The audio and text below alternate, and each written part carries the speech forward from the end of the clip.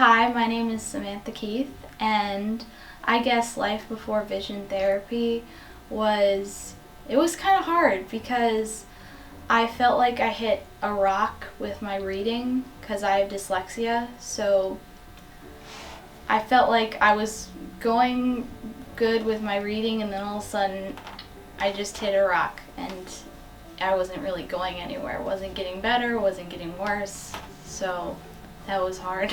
It was really hard because I was really getting better and better, and I was practicing and it was getting really good, and then all of a sudden I kept practicing and I kept doing things, but it wasn't working out. I felt frustrated because I was constantly getting headaches and my eyes were constantly sore, and it was really hard. It made it hard to just be in school in general because it felt like after a while of reading and doing schoolwork, I just felt tired, like I just couldn't do it.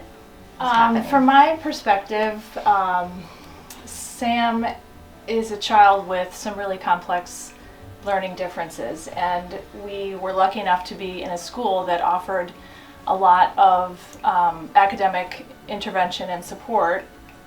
But we really, this rock she's talking about was like a pretty significant plateau where they were applying all the sort of known evidence-based strategies to improve things, but she just wasn't progressing. Yeah. So we saw Dr. Applebaum, and he gave us a really clear diagnosis and treatment plan, and Sam really committed, and she worked hard, and she really enjoyed the process of vision therapy.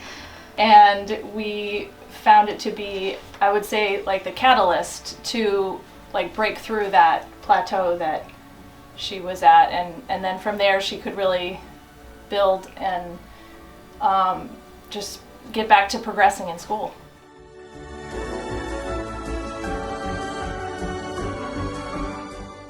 I really liked the VR headset. When they got that, I was like so excited. And it was just nice to be around everybody because everyone was nice and cheery, and they asked me how my day was and just asked me general questions it was nice to just have a conversation while doing these kinds of things.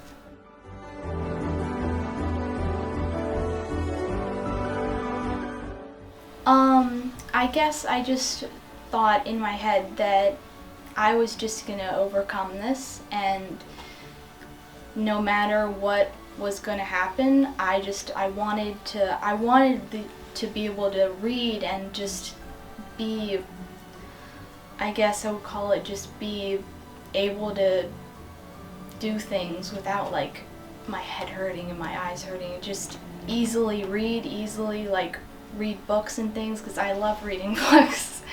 And I guess just that perseverance of wanting to do those types of things kind of got me through it.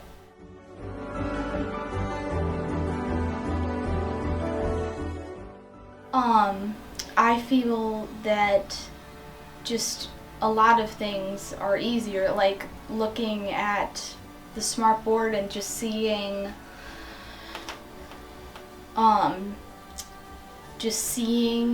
and like interacting with my not interacting, that's a weird word.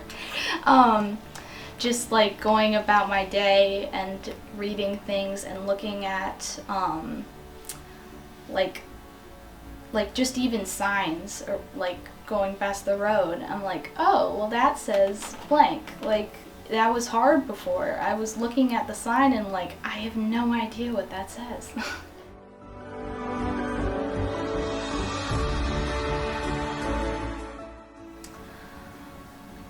Sometimes you're gonna get headaches and it's gonna be hard sometimes, but I promise you that it is worth it in the end.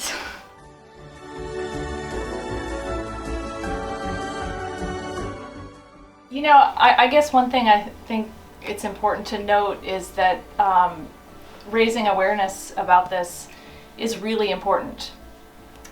Samantha is such a bright kid, and when you have this drastic difference between ability and intelligence and then sort of school functional level, when there's such a large range between, when a school is doing everything they can do and it's not closing that gap, I think there isn't enough awareness about vision therapy as just an adjunct to whatever other methods are being utilized.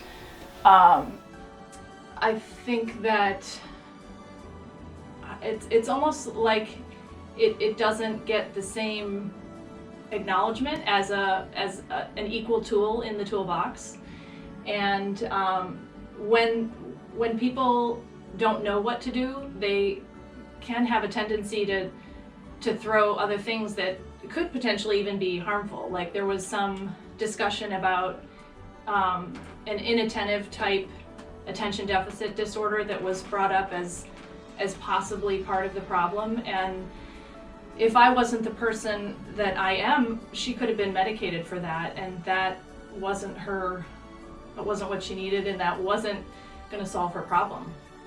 So I think that's one of the biggest reasons. Not only can vision therapy help a lot of kids with learning differences, but if there was more awareness, you would prevent parents from sort of taking a wrong turn, potentially down some other pathway.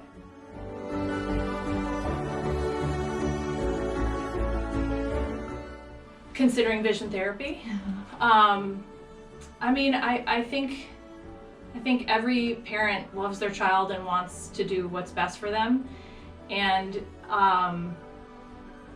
I guess I would say my biggest piece of advice is trust your gut, because there were so many roadblocks that for us that were sort of, I guess, deterring us from pursuing things outside of what is currently in the dyslexia toolbox.